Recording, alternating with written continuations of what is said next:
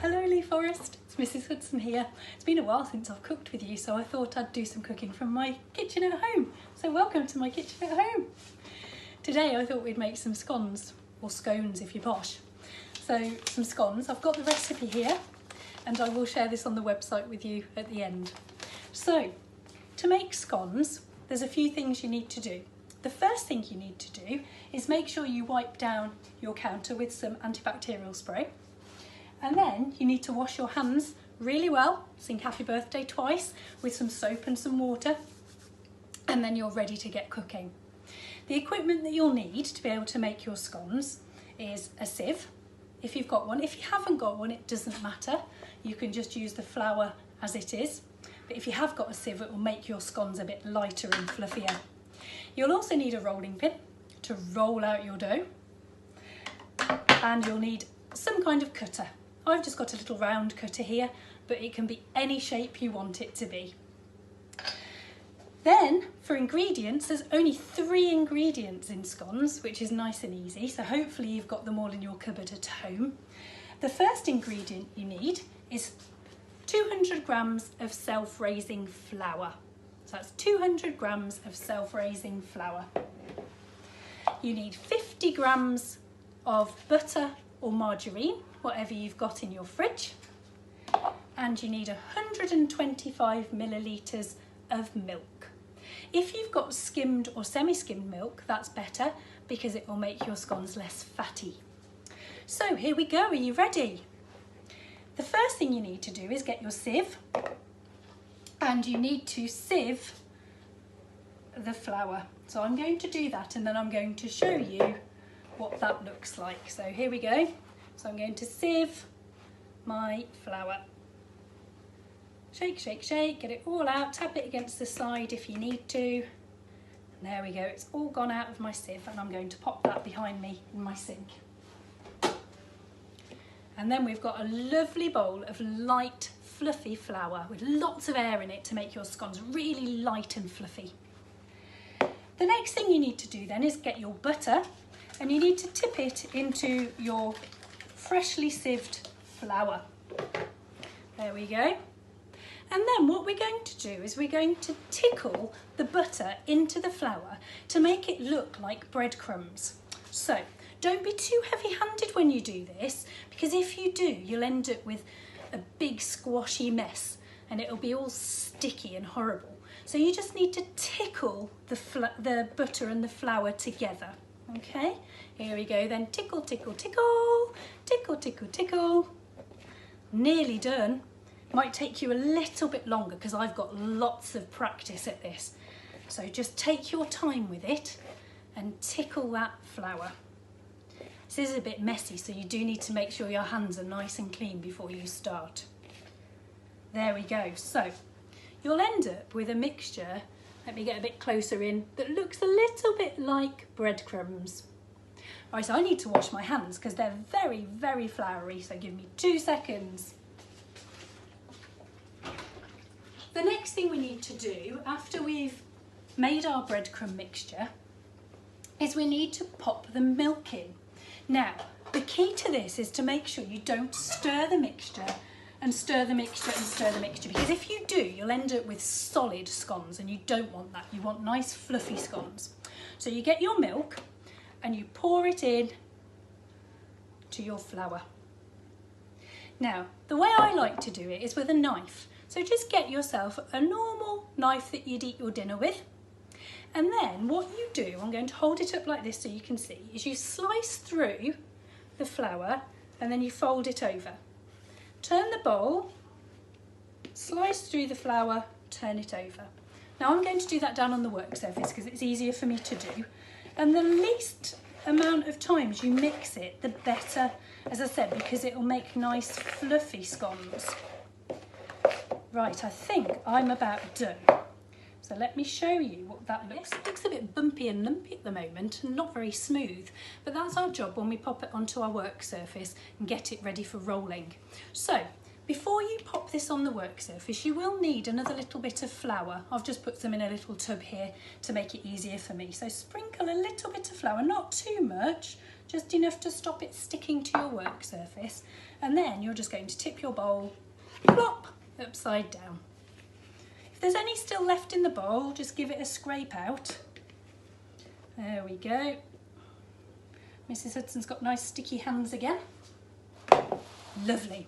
Right, now what we're going to do is very gently, not heavy-handed again, is just pull our mixture together nice and gently. Give it a little bit of a squash, but again, be gentle with it. There we go. Can you see now? That is a beautiful dough ready to roll out. So, let me give my hands a little rub together. They don't need a wash just yet. So I'm now going to roll out my dough. This recipe makes about 12 scones. My cutter's quite small, so I might get quite a few more out of mine, but we'll see how we go. And it might be that you need to roll the dough again so you can cut some more scones out of it. So let's see how many we can make out of this. So when you roll, try and roll evenly, and you're rolling it and then turning it until the mixture is about 1/2 centimetre deep that way. And I think that looks about right. So it doesn't look very much mixture at the moment to cut out, but let's see how many scones we can get out of this. So choose a space near the edge, and then you push your cutter straight down. Don't twist it, because if you twist it, the scones will not rise evenly. And then you pull it straight up. You can leave it there for a minute until you've cut the rest of them. So again, pop your cutter on, push straight down and lift it straight up. And again, down and up, down and up. One more, 2 more, or I might just about get another one, 3 more, there we go. So let's just pop these out. Can you see the scone there? It's all nice and wrinkled around the edge, and I'm just going to get my baking tray here, which I did put some greaseproof paper on earlier. So you can do that before you start if you want to.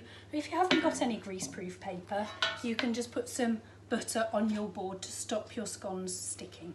So I'm going to pop my first one there. Just be really careful when you pick them up. Can you see how tall they are? They're beautiful, aren't they? There we go. Number 3, you're going to count with me, see how many I've got. 3, 4, 5, 6, 7. Then I've got all this dough left here that I can just very gently squash together again. There we go. Doo-doo. And then I'm going to give it another quick roll. Roll, roll, roll. Turn, roll, roll, roll. And I think that's about the right size again. Do you think? There we go. And we're going to push straight down and straight up. Straight down, straight up. Straight down, straight up. And I've got another 1, 2, 3. So before I had 7, and now I've added another 3. So in total, how many have I got? Yes, that's right, I've got 10. Let's see if we can make one more, shall we? I think I can get one more out of this. Yeah, there we go. And one more, so 10 add 1 is 11. You can then just pop any extra dough that you've got to the side. The last thing you need to do before you pop your scones in the oven is to coat them with a little tiny bit of milk on the top. And what that does is it makes your scones nice and brown. So if you've got a pastry brush, you can use that. If you haven't, you can just dip your fingers in and just gently rub on the top of your scone. Okay, I'm going to use my pastry brush for the rest of them. So you just paint on a little tiny bit of milk just to make those scones lovely and brown. They go into an oven that has been heated for a little bit up to 200 degrees centigrade. So that's 200 degrees centigrade. And you bake them for between 20 and 25 minutes. You'll see when they've all risen nice and tall and they're nice and brown. And then you can get your adult to take them out the oven for you and leave them to cool for a little bit before enjoying. So mine are now ready to go in the oven. So I'll see you in 20 to 25 minutes and I'll come back and show you what the final is. Welcome back. It's taken just under 20 minutes for my scones to cook to be ready. And here they are, looking absolutely beautiful. What you'll need to do is to pop them to the side to cool for a little bit. I suggest you take them off the tray that they're on, so we don't get lots of condensation underneath. So get an adult to help you because this will be hot. So take your scones and pop them either onto a plate, or a cooling rack would be better if you've got one, but don't worry if you haven't. And then just leave them to cool down just for a few moments before you can tuck in. They are delicious, warm. You should smell my house right now. It smells absolutely gorgeous. So let me just show you a close-up of one of the scones so you can see how much it's risen. Can you see that? Can you see all the layers in that scone? It means they're nice and fluffy inside. So all that sieving paid off. There we go. And then it's nice and browned on the top from that milk that we painted on. I like to serve mine either with a little bit of butter or a little bit of jam, or both. I prefer just a little bit of jam on mine. So here's one that I've already put some jam on.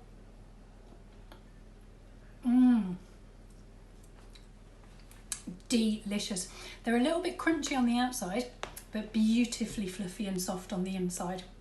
I don't think these will last long in my house. I think they'll all be eaten up very quickly by my family. I hope you enjoy cooking your scones and I can't wait to see your pictures. So please do send me some pictures of your lovely cooking and you enjoying your scones. Also, if you've got any recipes that you'd like me to show you how to make, then please tell me and I'll do another video for you. Otherwise, I'll do something that I enjoy cooking and something that doesn't take very many ingredients like these scones. So I hope you enjoyed my cookery show today and I'll be back with more another day. Take care now, Lee Forest. Bye.